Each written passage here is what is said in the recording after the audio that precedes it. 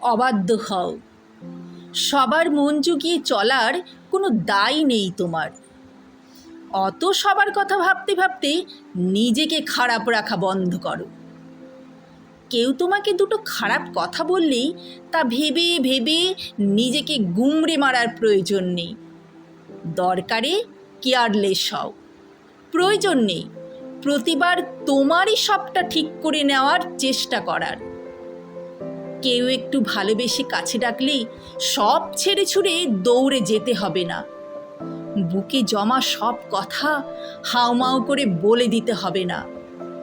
বিশ্বাস করতে একটু সময় নাও। একটা গণ্ডি টানো নিজের মনের চারপাশে, যা পার করে সহজে প্রবেশ করা যায় না। যেখানে কদর নেই সেখান থেকে উঠে এসো নীরবে।